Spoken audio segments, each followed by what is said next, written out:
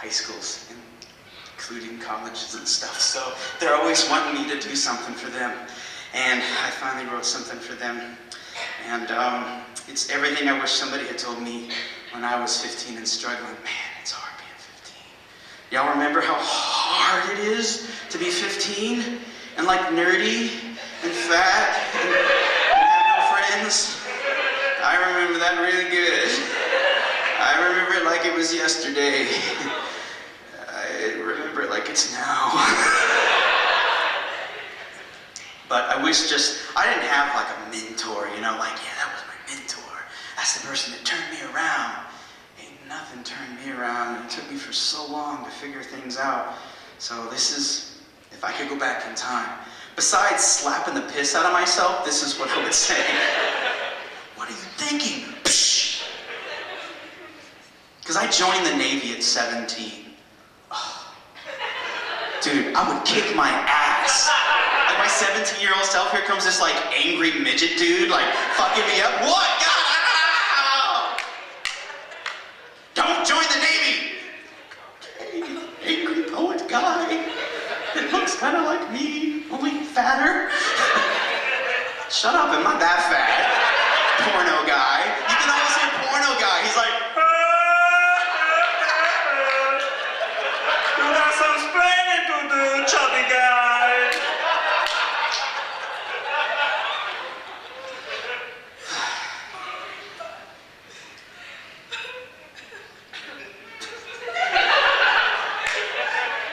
I'm gonna get a drink of water. This one's about my grandma who died.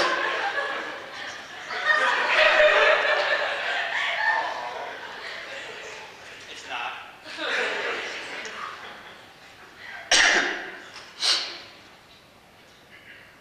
This one goes out to those who refuse to be defined, who look at government forms as a challenge, who see the safe little boxes next to Caucasian and Asian, Black and Hispanic, and make their own little box labeled all of the above, who scratch out the question entirely and write their own names in large capital letters, who, when forced to choose between male and female, write instead, see attached 27-page document detailing why my gender and sexuality will never fit within the confines of your stupid little boxes.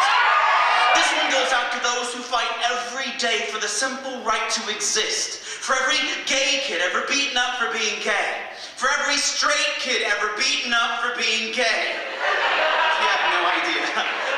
For every girl who looks into the hungry eyes of magazine models and shouts, I don't need the body of a skinny 12-year-old boy to be beautiful. For every boy who winces when his friends measure their masculinity by how many girls they screw over and are man enough to call them out for it. For every girl who has screamed enough and marched with her sisters to take back the night from monsters who would rather they stay at home afraid. For every band geek who picked up a guitar or drumsticks or a French horn instead of a bong. For every poet who picked up a pen instead of a gun and expressed their anger with words and not blood. For every jock who refused to see those physically weaker than them as less than them. And for every teacher who risked their jobs by simply being there when no one else would. This one goes out to you.